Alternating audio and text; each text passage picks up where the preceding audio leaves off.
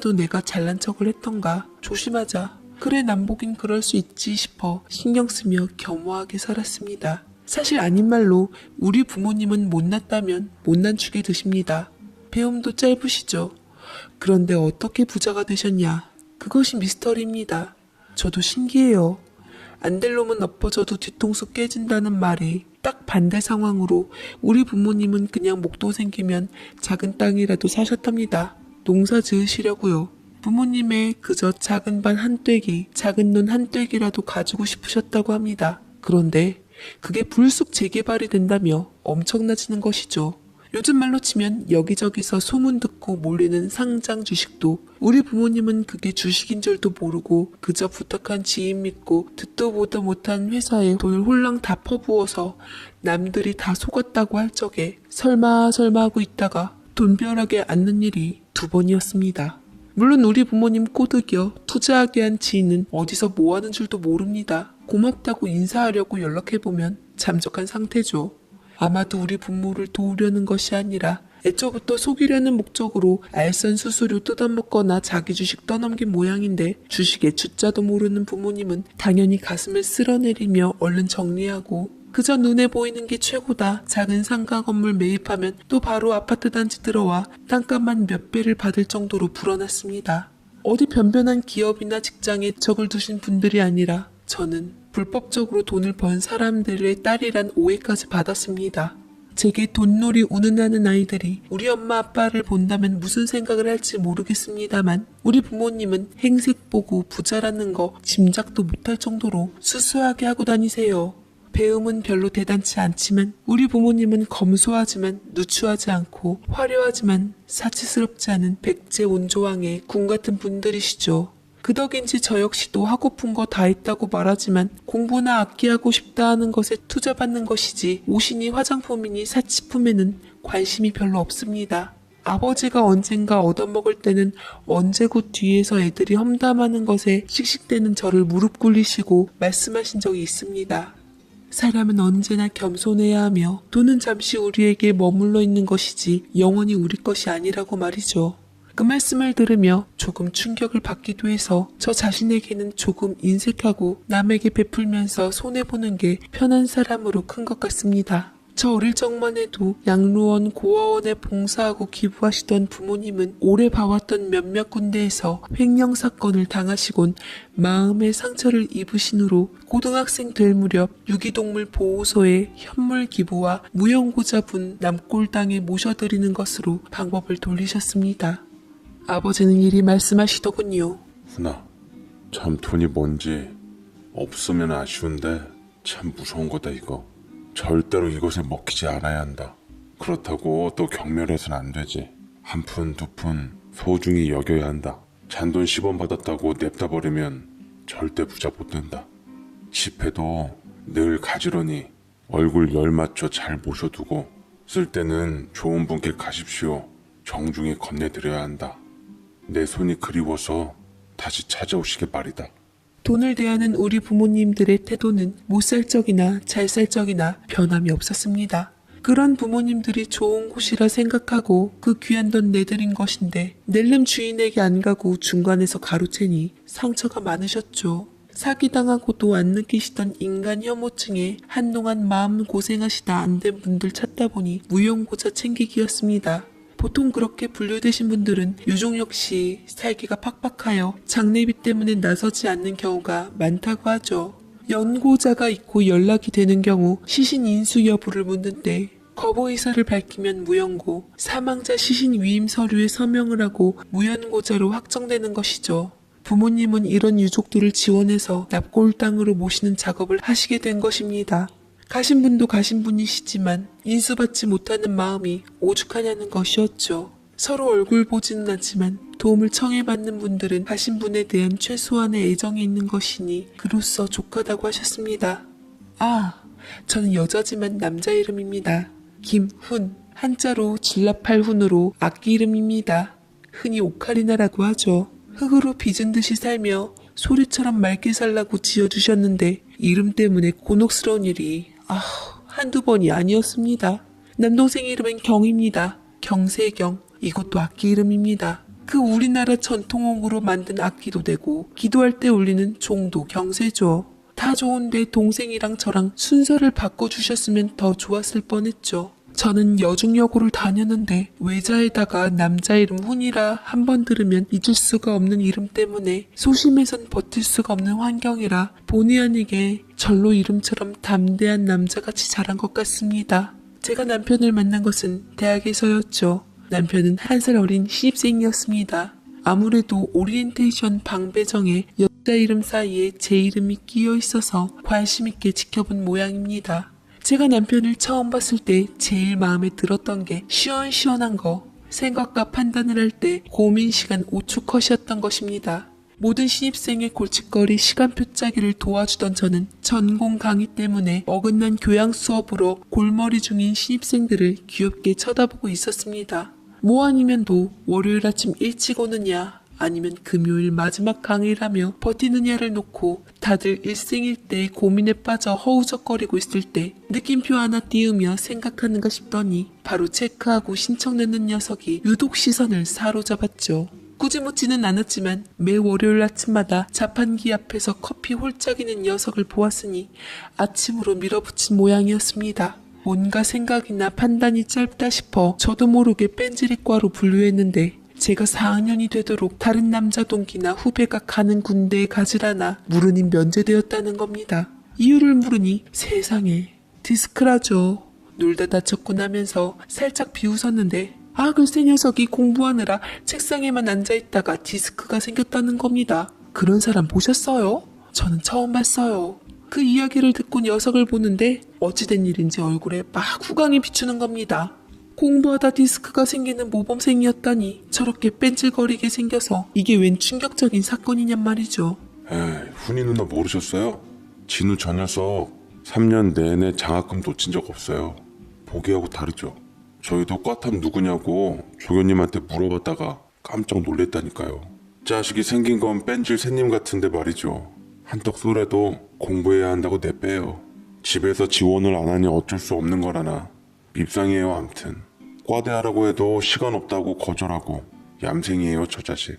그런 의미에서 훈이 누나 우리 술 좀 사. 저는 도서관으로 가다 저와 후배를 보는 남편의 시선을 의식하고는 말하는 후배 녀석의 얼굴을 밀어내고 조신하게 책을 옆구리에 착 꼈습니다. 입술 화장도 좀 유난히 짙은 것 같아 휴지로 문질러 색도 좀 빼고 한 권 들고 다니던 전공책도 두꺼운 걸로 골라 2권 꺼내 들고 이미지에 신경 썼습니다. 뭘 어찌한 녀석한테 말을 붙이지 싶었는데 단과대 도서관에 둥지를 틀고 있다는 정보를 입수하고 아침 일찍 도서관에 갔죠. 그리곤 빈 책상들 사이에 익숙한 그의 가방을 찾아내 그 옆에 자리 잡고 열심히 공부하는 척을 하고 있었어요. 어차피 저는 4학년이라 수업도 거의 없고 널널한 편인데 녀석은 3학년 치고는 매우 바빴습니다. 전공 수업을 마치고 온 녀석은 저와 눈이 마주치자 조금 흠칫하더니 옆에 앉았고 슬쩍 밥 먹으러 가자는 쪽지를 넘겨주고 데리고 나왔습니다. 저희 말고 사람이 둘 더 있어 왠지 조심스러웠던 것이죠. 도서관에서 나오니 살 것 같았지만 티는 안 내고 밥을 먹으며 이런저런 이야기를 했어요. 제 인생 최고의 여우식이었던 것 같습니다. 입 가리고 말할 때마다 우후후 웃어댔는데 다시 생각해봐도 그렇게 닭살이 돋을 수가 없었더랬죠. 뭔가 할 말 있는 표정으로 저를 보던 녀석. 그 다음 날도 저는 녀석이 없는 빈 자리라도 다방으로 파악하고 옆자리를 사수하며 붙어 있었습니다. 호시탐탐 커피 마시자며 밖으로 유인하고 초콜릿도 넘겨주고 책만 드립다 바라보게 몸달아서 기지개 피는 척하며 살짝 머리를 콩 쳐서 나 옆에 있다는 것을 어필하고 불행하게도 집이 정반대 방향이라 지하철에서부터 헤어지는 게 너무 원통할 정도로 혼자 푹 빠져버렸습니다. 저는 수업도 없지만 금요일도 등교하며 가뜩이나 수업에 물려 얼마 볼 수도 없는 녀석의 빈자리 옆에 뻗어 있었는데 기다리면서 잠들어 버린 모양이에요. 누나 저한테 할 말 있죠? 요즘 이상한데 뭐 부탁할 거 있어요? 말해봐요. 안 탄 짓 하니까 불안하잖아요. 왜 그래요? 침을 꿀꺽 삼키며 사실을 말해야 하나 어쩌나 고민 좀 하다 이 마당에 숨길 게 뭐가 있나 싶어 냅다 고백이란 걸 해버렸습니다. 야, 몰라서 묻냐 이진우? 너 머리 좋다며. 아예 이쪽으로 머리를 안 굴리는 거야 뭐야? 나 너 좋아하고 있잖아. 아무 감정 없이 이러겠냐? 나도 명색이 여잔데? 알았을 텐데. 모를 리가 없을 텐데. 야, 너 이씨 무슨 남자애가 그렇게 목석처럼 먼저 얘기 붙이는 법도 없고 무심하게 방치해서 사람을 대책 없이 빠져들게 하냐? 아, 조금이라도 눈치챘을 거 아니야. 내가 너 이상스럽게 쳐다보는 거 못 느꼈어? 내가 너 볼 때마다 너도 나 보던데? 눈 마주쳤잖아 우리. 막 온몸이 끈끈하지 않던? 내가 얼마나 찐득찐득하게 쳐다봤는데 곁눈질 한 번을 안 하고 책만 뭐냐 자존심 구겨지게. 됐고 일단 나 좋다고 해봐. 확 차버리게. 이대로는 못 물러나겠어. 우리 사귀자 이진우. 시간 줄게 생각해봐. 빤히 너무 오랫동안 눈을 마주치고 있던 상태라 저도 모르게 창피해서 뒤돌고 1초도 안 돼서 저를 따라와 옆에 선 남편은 그런 거였어 하는 웃는 눈으로 저를 보고 있었습니다. 일단 나 좋다고 하면 차버리겠다는 말은 모 여성 특유의 반어법이죠. 그래도 한 반나절 정도는 고민하겠지 싶었는데 이건 뭐 1초 컷? 이효리도 10분 걸린다는 머시막 꼬시기 저는 1초 만에 훅 낚았습니다. 알고 보니 굉장히 쉬운 남자였던 녀석은 공부 열심히 하고 또 성적도 좋지만 그 외에는 신경을 쓰지 않는 듯 청순 푼수 그 자체였어요. 뇌가 말 그대로 해맑은 진우는 내가 이 말을 함으로써 훗날 발목 잡혀 손해볼 수도 있다 류의 인간관계에 대한 현대인의 고민 따위는 남의 일이었습니다. 뭔가 늘상 방어적인 자세로 임하는 저로서는 답답하고 없는 사람인가 싶었지만 진우 말로는 만약 훗날 상대가 자신을 이용하려고 하면 그때 쳐내면 된다는 거였죠. 뭐 어쨌든 후광에 비쳐서 몹시 신경 쓰이는 반짝이는 녀석을 제 것으로 만들어 만족이었던 상태라 그것도 귀여워 보였습니다. 세상에서 고민하는 것이 제일 무의미하다는 녀석은 어차피 고민 따위 1초를 하건 일주일 평생을 하건 결과적으로는 달라질 것이 없다는 쿨한 사고방식을 가지고 있었는데 머리 싸매봤자 선택지 둘 뿐인 것에 일단 가보고 아니면 돌아설지언정 긴 시간 고민해봤자 나중에는 그 고민에 지쳐서 뒤돌기도 어려워진다는 겁니다. 듣고 보니 그렇기는 하죠. 일단 부딪혀 입구에서 성향을 파악하면 돌아서기도 쉽지만 사람은 또 별난 종족이라 정작 시도 안 한 그 혼자만의 고민에 대한 값의 무게도 스스로 매기기 때문에 고민할 가치도 없는 것이 그 스스로에게는 엄청난 가치가 되는 경우도 많죠. 결국 긴 시간 고민하는 것도 최종 감정에 의해 좌우되기 때문에 처음 느낌이 지배적이란 것이랍니다. 과연 디스크 터져가며 공부하는 남자답지 않습니까? 저희는 남들 보기에 선수들이 장난치는 것처럼 1초 만에 사귀기로 했지만 5년 콩닥콩닥한 연애 후 결혼했습니다. 결혼을 목전에 두고부터 고민이 좀 생기기 시작했는데 남편은 위로 형과 누나를 둔 막내인데 영 다른 집과는 달랐습니다. 뭐랄까 보통 막내와 달리 울타리 밖에 존재한다는 느낌을 받았어요. 위로 형과 누나에게 모든 관심이 쏠리고 거의 방목하다시피 혼자 자란 느낌 말입니다. 음식의 찌끄러기 그리고 감정의 찌끄레기로 여분으로 키운 느낌 말이죠. 이야기 들으니 형과 누나는 아닌 말로 참 사람들이 철없고 손 많이 가긴 합디다. 사실 아주버니는 겉멋만 잔뜩 든 남자로 저보다 5살 많으신데 장남이 참 철없고 무조건 마르고 이쁜 여자 좋아합니다. 아주버니 이야기하는 거 들으면 저도 모르게 에라이 철딱선이야 등짝 후드려 패주고 싶게 중고등학생 때 만화에 나오는 여자 보는 시각으로 현실 여자를 본다죠. 장남, 집안에 대, 아들, 손자 운운하는 시부모들의 애타는 심정에도 여자는 무조건 이쁘고 어리고 일단 제일 중요한 덕목으로 치는 게 특히나 말라야 한다는 겁니다. 자기가 한 손으로 번쩍 들 수 있을 만큼요. 문제는 아주버님이 그렇게 강골도 아니고 시원찮습니다. 누굴 들어요 그 체력으로. 10kg 쌀봉지에도 쩔쩔매더구만. 언감생심 여자를 든다고요? 아무리 마른 여자라도 들어서 뭘 어쩌려는 건지는 모르겠지만 그게 여자 해골이지 사람 여자겠냐고요. 척 봐도 아주버니가 기우는 상대조차 나이 많고 뚱뚱하다며 시건방을 떠는데 어차피 차일 거 자기가 먼저 선수 치는 것이 아닌가 싶기도 합니다. 이제 46인 아주버니는 6년 전에 짝 만나기는 했습니다.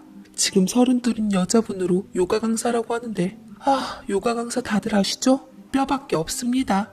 숨 쉬는 게 용해 보이는 형님은 살 빼기 전문 요가 강사로 광고하는 모양인데 수강생은 살찌고 강사만 말라가는 이상한 강좌를 진행 중이죠.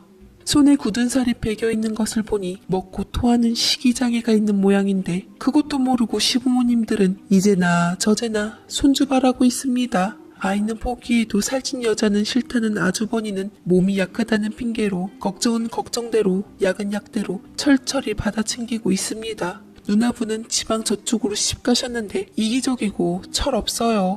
시집이 그닥 잘 사는 집은 아닌 모양인데 거기서도 뜯어내고 친정한테도 뜯어서 둘이 해외여행 다닙니다. 물론 저희는 마그네틱 자석 기념품 하나 받은 것 없이 여행 간다는 소리에 용돈하라며 몇 푼 넣어준답니다. 처음 연애한다는 소리에 무슨 여자 이름이 그러냐는 타박에 한 살 많다는 말에도 적당히 사귀려고 하셨다는 시어머니는 언젠가 집에 놀러왔던 남편이 한 말 이후로 우리 사이에 유독 관심이 많으셨다고 하죠. 저희 집은 빌라 건물 꼭대기 각 방을 한 채로 붙여 쓰는 흔히 말하는 주인집 세대였는데 별 생각 없이 잘 놀다 가는 길에 그러는 겁니다. 훈아, 너희 집 완전 넓더라. 나 빌라 처음이거든. 저렇게 통으로 꼭대기층 집은 보통 주인집이 사는 데라고 얘기만 들었는데 엄청 넓네. 저런 집을 쪼개서 방을 4개, 5개 만드는 거구나. 신기하다. 어떻게 얻었대? 아버지 능력 좋으시네. 우리 집이고 우리 건물이란 말에 휘둥해진 얼굴을 잊을 수가 없습니다. 흠칫 놀라서 갑자기 저에게서 저만치 뚝 떨어져서 한참 걷던 남편은 시무룩하니 심각해져서는 학교 앞 보세 옷가게에서 35,000원짜리 원피스 사 입는 제가 부잣집 딸인 줄은 짐작도 못했다며 마음 정리해야 하는 거냐고 묻는 겁니다. 아주 가슴에 팔 2개를 X자로 교차하고 손바닥으로 가슴을 누르며 안 어울리는 소심한 제스처를 하며 사귀자는 대답할 때보다 더욱 고민하면서 자기하고 결혼하기엔 걸림돌이 많다는 것이죠. 자기가 혹시 연애 상대냐고만 묻는 녀석에게 모래하고 머리를 헝클어뜨리며 입 다물게 했습니다. 그랬더니 이 녀석이 집에 가서 자기 부모님께 자랑을 한 모양입니다. 우리 훈이 집이 통으로 쓰는 빌라 주인집이라고요. 본인은 자랑한 겁니다. 언제 알아도 할 거니 뭐 딱히 틀린 말도 아닌데다 부모니깐요. 솔직히 이 녀석은 아무 하자가 없습니다만 저를 보지도 않던 상태에서 이름부터 한 살 많은 것까지 후려치며 깎아대던 그 부모님의 태도가 너무 좋지 않아 무척 고민했습니다. 그렇다고 결혼을 반대하거나 그런 것은 아니죠. 결국 시부모로 주도권 주겠다는 것입니다. 물론 우리네가 청순한 진우는 미주알 고주알 실시간 반응을 제게 알려주었습니다. 얘도 그냥 알리려는 의도지 뭐 비율을 맞춰라 이런 것은 아니었죠. 진작부터 서울 쪽으로 올라간 아주버님의 신우 역시 시집을 경기 쪽으로 가서 결국 우리가 가깝게 들여다봐야 하는 거라 이해는 됐지만 자기 아들에게는 잘해라 잘해라 한다면서도 또 제 험담하고 뒷말한다는 시부모 짤이 마음에 별로 안 들었습니다. 그냥 낳은 김에 여분으로 키우고 진우얘도 낳은 김에 부모랍시고 그 그늘에서 사는 것이지 감정적인 교류 따윈 없어 보였고 진우 본인이야말로 제 이야기를 할 때 반응이 자기 이야기보다 핫하다며 씁쓸해했습니다. 보나마나 골치 아플 게 뻔한 이 머스마와의 미래. 처음 고백했을 때처럼 이제 단물 쓴물 다 빨아먹었으니 새로울 것도 없겠다. 확 차버릴까 싶은데 또 언제 내 마음을 설레게 하고 후가 비치는 남자를 만나냔 말입니다. 23년 만에 만난 건데 이걸 생각하자면 다음번 남자는 제 나이 46에 나타난다는 통계에다 게다가 이 녀석은 이상하게 만날수록 단물이 나온단 말이죠. 헛소리 말고 이 누나가 우리 진우 데리고 살 생각이니 좋으면서도 걱정이 산더미다. 무슨 막내를 그냥 덤으로 생긴 애 취급하면서 학비도 등록금 냈으니 장학금 끊기면 땡이다 하시니 우리 동네 길냥이도 너보단 챙김 받겠다. 또 공부하다 디스크 터졌다는 소리에 내가 반했다만 또 그건 아니잖니? 내가 좋아 공부한 게 아니라 부모 형제 집 멀쩡히 다 있는 애가 그게 무슨 일이냔 말이지. 병원이나 제대로 갔냐고. 우리 집이 잘 살면 물론 없이 사는 것보다 좋은데 니네 부모님이 너한테는 잘해라 하면서 뒤로 트집 잡으시는 거 난 참 그렇다. 아무튼 부모와 한 말 지금처럼 다 내게 말해줘. 나도 마음의 준비는 해야 하니까. 물론 내가 결혼이란 걸 하면 너희 부모에겐 잘할 거야. 그렇게 안 하면 아마 우리 부모님이 더 문제 삼으실 테니까. 다만 나는 너를 위해 잘하는 거야. 네 부모가 좋아서가 아니라. 진우 너는 그러니까 내 말만 잘 들으면 돼. 네 신랑이니까. 그러면 나도 널 봐서 잘할게. 일단 너가 부모에게 조금 인정받고 예쁨 받았으면 좋겠다 나는. 상견례 날 저는 참 머리가 복잡했습니다. 대놓고 그쪽이 좀 산다면서요. 우린 돈 없어요. 더구나 저 녀석에게 쓸 돈은 더더욱 없어요. 하고 버팅기는 모습이 역력했죠. 저희가 애들 둘 먼저 다 보낸 거나 다름없습니다.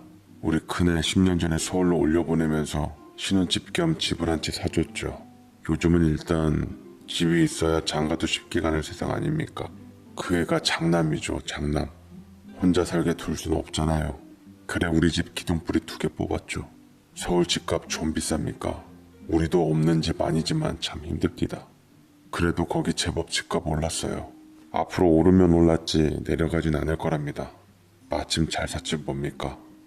그리고 저거 누나도 하필 땅값 집값 비싸다는 경기도 쪽으로 가가지고 또 기둥 뽑았습니다. 이후론 우리도 노후 준비해야죠. 아마 진우 저거 월급 모은 게 다일 테지만 없는 집도 아니고 우리 쪽에서 보태는 거나 있는 집에서 보태는 거나 거기서 거기죠 뭐. 집이 마련되었다 해도 아직 큰애 혼자 남아있으니까요. 참 걱정입니다. 여자들이 요즘 허파에 바람만 잔뜩 틀어서 저는 없어도 남자는 있어야 된다고 바리바리 바라니 참 속물들이에요.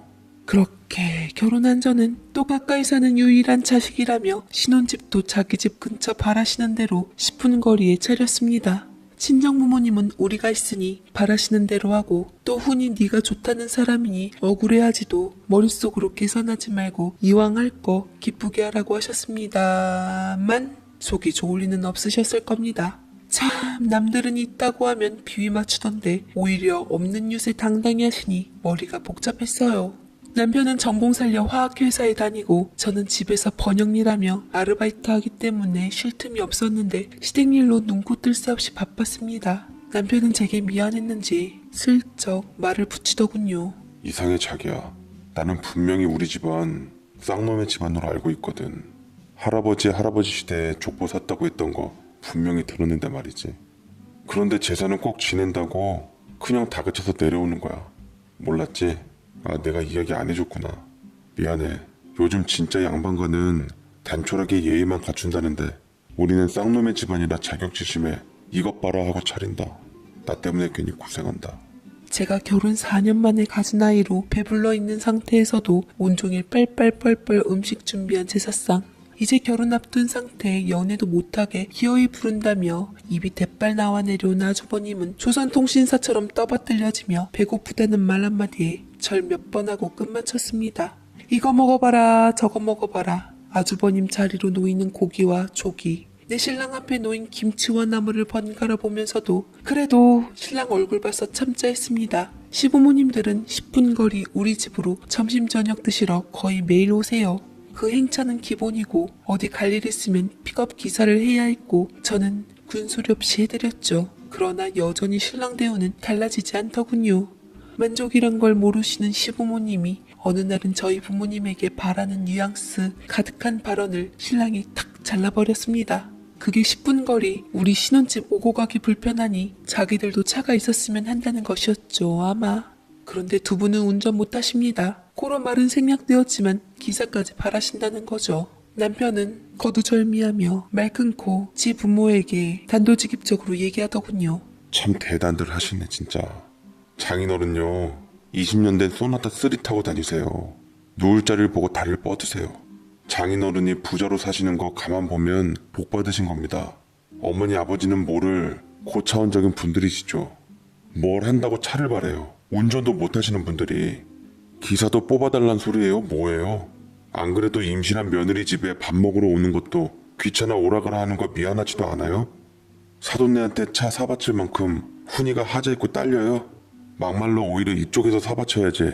나야말로 그거 하나 달랑 달고 결혼했구만 무슨. 결국 두 분은 남편한테 서운하네 어쩌네 파르르 하더니 무섭답니다. 제 속으로 낳은 놈이 저런 소리를 할 줄 몰랐다면서요. 그리고 그 원망이 어디로 향했을까요? 저는 애 낳으러 가는 날 이른 아침 겸 점심을 챙겨드리고 등산 가시겠다는 시부모님 도시락 싸서 두 분 등산로 입구까지 태워다 드리고 애 낳으러 갔습니다. 당신들 말로는 장남애도 아니고 막내가 뭘 낳건 무슨 상관이시냐는 것이죠. 속 터지신다고요? 제 속은 더 터집니다. 하지만 제가 뭘 해준 게 많아야 다 끊어버린 후에 티가 확 나죠. 예, 저는 이를 악물고 일일이 챙겨가며 받들어 왔습니다. 처음 목적은 남편 이진우, 당신 막내 한번 들여다보세요 였는데 점점 그 마음이 변질되더라고요. 시어머니 인공관절술 하셨을 때 간병도 시어머니 동네 친구분들이랑 개모임 하시면 시아버지 식사도 제가 차려드리고 운전 못하시는 두 분 어디 갈 일 있으면 제가 운전해서 항상 모셔다 드렸습니다. 하다못해 아파트 입구 은행 갈 적에도 저를 부르셨는데 그런 자질구레한 외출 도와드리는 것만도 일주일에 9번 이상이었습니다. 신우나 아주버님이 내려오시면 뒤치다거리 명절이나 어버이날도 생신이면 개모임 친구분들 다 초대해서 한상 차려드렸죠. 물론 저의 집안 요청 반이었습니다. 어찌나 바라시는 게 많고 효도받고 싶은 것이 많으신지. 귀한 장남은 전화 한 통하면 금은 보화만큼의 가치가 있지만 옆에 사는 저와 남편은 안 그래도 낳은 김에 키우고 있는 김에 쓰는 거라며 고맙다는 인사 한 번 못 받고 당연하게 해야 하는 것이었습니다. 다툼이 잦으셔서 하소연하시면 받아주고 두 분 사이 오락가락 중간에서 적당히 풀어드린 것도 별로 대단치도 않은 있으나마나한 막내 진우 와이프인 저 훈이었습니다. 그러나 이제 점심도 저녁도 어디 나갈 때도 저 없이는 허전하고 섭섭한 손과 발이죠. 아이 낳고 산후조리를 하면서 저는 마음먹었던 계획을 실행할 생각이었습니다. 팔다는 제가 남편에게 들은 이야기 때문이었죠. 미주알 고주알 해맑은 남편이 배에 튼살 마사지 해주면서 신나게 비밀스러운 이야기를 풀더라고요. 자기야, 이거 비밀이다. 이거 자기한테 절대 비밀로 하라고 했어. 당신들 돌아가실 때까지 내가 자기니까 말해주는 거야. 있잖아, 건우 형하고 성실이 누나한테 땅을 증여해줬대. 2년 전에. 엊그제 장인어른한테 남는 차 있냐고 해서 내가 맞고 분위기 쌓였잖아. 다음날 어머니가 누구 거지 취급하냐면서 그러더라고. 둘이 워낙 허당들이잖아. 나는 당연히 몰랐지. 사실 상관은 없어. 나야 자기가 있으니까 아무래도. 어차피 자기 아니더라도 나 벌이도 좋고 직장 그만두고라도 맘만 먹으면 어디든 경력직으로 대우받으면 일하니까 그냥 기분이 살짝 별로이긴 하지만 뭐 그런갑다 해야지 뭐.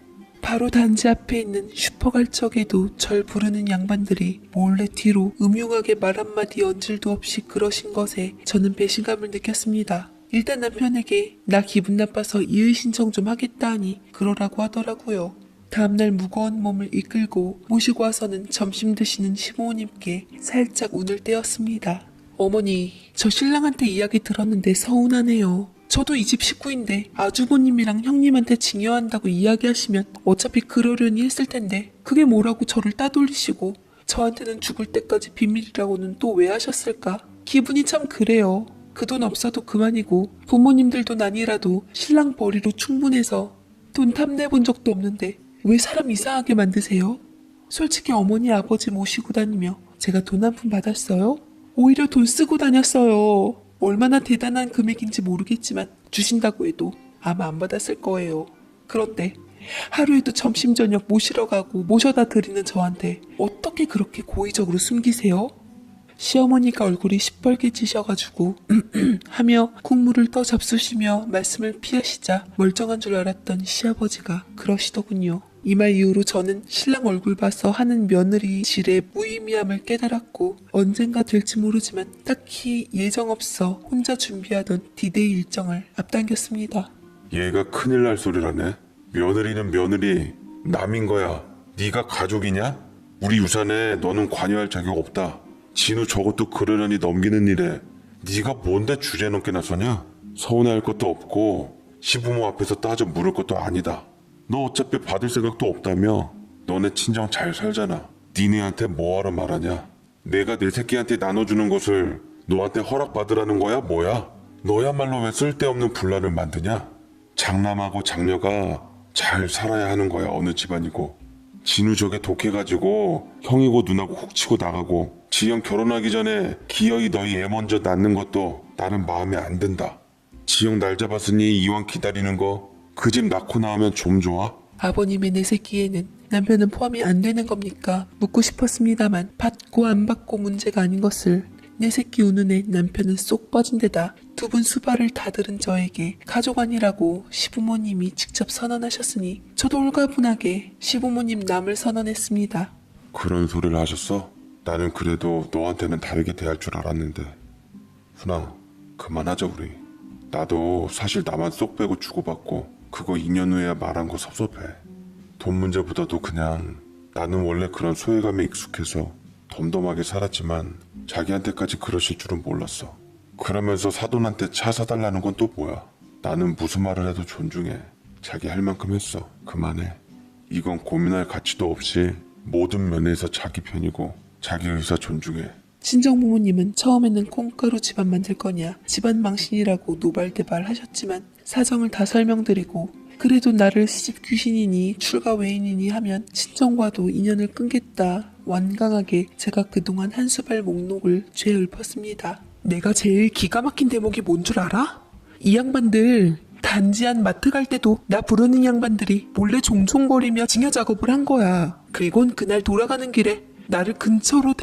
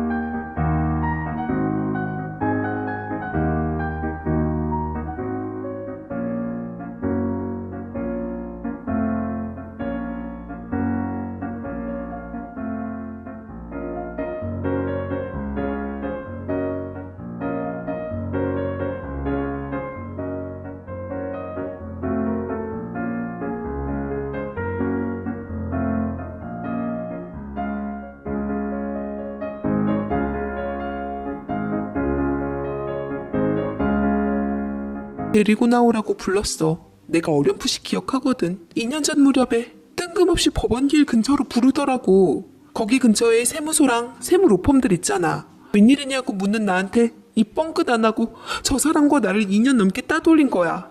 그러고는 서운하다는 나보고 남이래. 큰형은 장남이라 제사 모실 사람이라면서 그 해골 같은 맏며느리 닿을까봐 제사며 차례 나한테 차려받은 사람들이야. 이 사람들이 엄마 아빠 돈 횡령한 사람들과 뭐가 달라? 나는 믿음을 횡령당했어. 내가 시부모도 내 부모라는 생각 없이 그랬겠어? 엄마 아빠는 절대 서운함 품지 말라고 했지만 나는 엄마 아빠 자식이지 그 자식은 아니고 나는 이 뱃속아이 역시 진우씨나 나와 똑같은 취급받을 거라고 생각해. 나 호구 노릇 이제 안 할래요. 권리도 없이 의무만 있는 결국 남의 며느리 나 싫어 안 해. 저 사람 버리는 한이 있어도 안 볼 거예요. 줘도 해도 끝이 없어. 당장 자신들이 며느리 오냐오냐 하는 분들이라 친정 부모님들은 마음 아파하시는 데다 횡령 이야기에 본인들도 그 정도의 상처인가 어쩔 줄 모르시다가 남편에게 SOS를 청하시려는 모양인지 자넨 어떤가 물으셨습니다. 저는 부모님 없인 살아도 이 사람 없인 못 살아요. 할 만큼 했고 미안해서 하겠다고 나서도 이젠 제가 싫어요. 이 사람이 굳이 안 해도 돼요. 제가 하면 되죠 뭐. 5년 넘게 부모님 마음대로 하셨으니 앞으로 5년은 이 사람 마음대로 해야 공평하죠. 증여 그런 문제 말고요. 이 사람도 휴식이 필요합니다. 너무 들볶였어요. 희죽 웃으며 해맑게 그게 뭐라고 이러시나이까 해버리니 결국 모르겠다 알아서들 해 하셨습니다. 산후조리원에 있는 동안 남편은 집안 정리 싹 하고 어차피 묻지도 찾지도 않는 시부모 모르게 이사한 이후 저는 전화번호도 바꿔버렸습니다. 시부모는 아깝게 급식소 날리셨죠 뭐.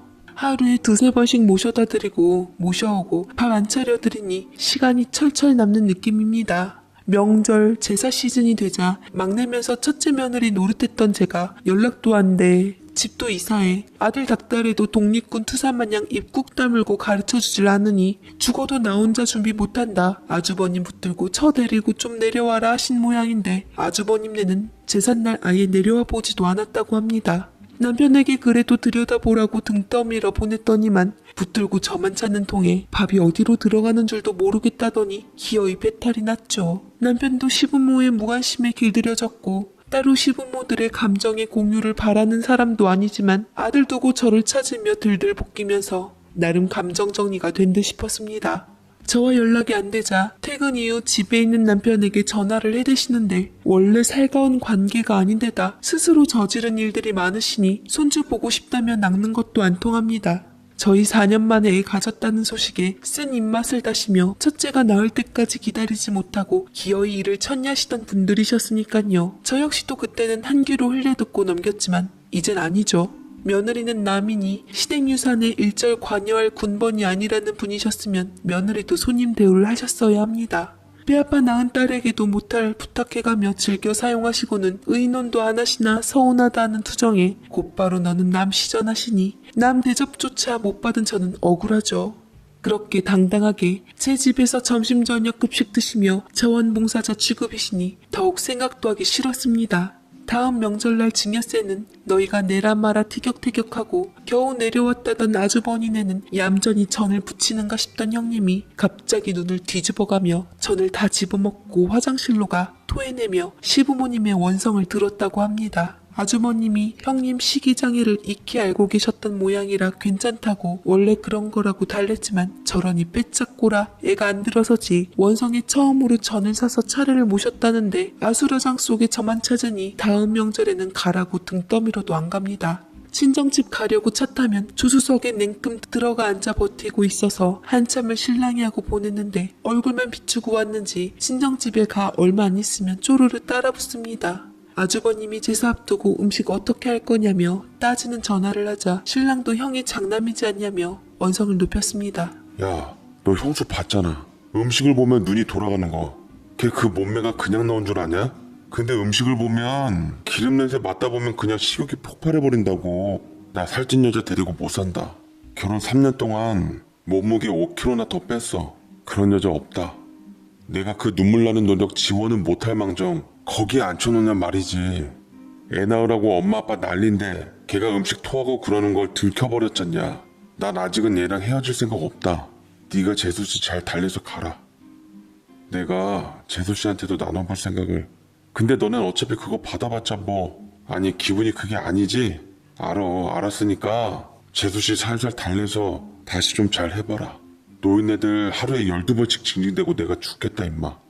내가 왜 내 소중한 각시를 그곳에 밀어넣어? 나 그 사람 못 달래. 부모도 투자 안 하는 나한테 자기 인생을 걸고 투자한 사람인데 내가 그 사람 거지 그 사람이 내 건가? 뭘 달래고 말고야. 집안 기둥 형이 2개 뽑아갖고 누나가 2개 뽑아갔으니까 2분이서 알아서들 하셔. 나 아래 그거 2쪽 달랑 달고 장가가서 강 크게 5년을 내 부모 뒤치다거리 시킨 사람이야. 내가 더 이상 어떻게 바래? 이 사람이 돈이 없어서 트집 잡은 것 같아? 돌아서면 끝인 사람이야. 나도 그렇고. 그럼 그 사람이 왜 남의 집에 가서 전을 붙여? 곧 죽어도 장남이 제사 지내고 물려받을 형이 도움이라도 불러드려. 남편은 아예 뻔한 아주버니 전화는 수신 거부를 해놨습니다. 저희가 뭐 자원봉사자의 호구인가요? 봉사활동하면서도 가슴 한켠에 늘 소망하는 것이 호구가 되려거든 차라리 기다리 아저씨가 되자는 것인데 학비마저 안 대어주시고 냉정하게 다른 형제에게 마지막까지 올인해놓고 남편에게 장남 노릇을 바라고 아주버님도 우리에게 떠밌는 모습에 남편도 정떨어져 하더라고요. 이미 진작부터 고민 끝난 남편에게 시부모님과 아주버님이 상의 끝에 재산을 나눠 가지라고 연락이 와서 거절했다고 하는데 그조차도 신랑이 아니라 저에게 전화란 말이 참 기가 찼습니다. 돈 때문이 아니라니깐 이 집안에서 남편과 저는 영원히 무시당하는 존재구나 답답하고 서글퍼졌어요. 진우 와이프인 제게 대놓고 남이란 소리가 술술 나온 이면에는 일단 내 새끼, 내 형제 범주에 남편이 없기 때문도 있습니다. 마지막 재산 나눠 가지자는 말은 제가 아니라 신랑에게 해야 하는 이야기죠. 제 운전대는 남편이 가지고 있는데 다들 착각하고 있습니다. 시댁에 가면 자꾸 제 문제로 다들 들들 볶는 바람에 힘들다고 신랑은 자기 집 발길도 아예 끊어버렸어요. 처가 가면 다들 잘해주고 그렇게 편할 수가 없다며 우리 집에 따라가겠다고 운전대 잡고 낼름 버티고 있습니다. 그러게 있을 때 잘하지. 멀쩡한 부모 두고도 이제 20대인 장남 신혼집 사주느라 장학금 놓치면 학교 못 다닐 고아처럼 자란 내 신랑 안쓰럽기도 하고 그 와중에도 또 공부 마치겠답시고 디스크 터진 덕에 제가 반해서 이러고 사는 거 보면 인연인가 싶기도 합니다. 처음에는 그래도 부모인데 하던 친정 부모님도 면면이 자식 취급 안 하는 사돈들의 밑바닥에 시시각각 달리 보시는 눈치죠. 요즘 신랑은 부모님들과 유기견 보호소 봉사 다니는데 어미가 유난히 따돌리고 젖도 안 물리는 자기 같은 나이가 있다며 정을 준다고 귀뜸하시더라고요. 저보고 신랑한테 잘하라고 못 받은 사랑 우리가 더 채워줘야 한다고 하시는데 암만 해도 조만간 강아지 한 분 모실 것 같습니다. 우리 아들내미도 강아지 좋아할 테니 걱정 없고 그 아이의 행복한 모습 보며 신랑 마음에 서글픔이 좀 식이기를 바라봅니다.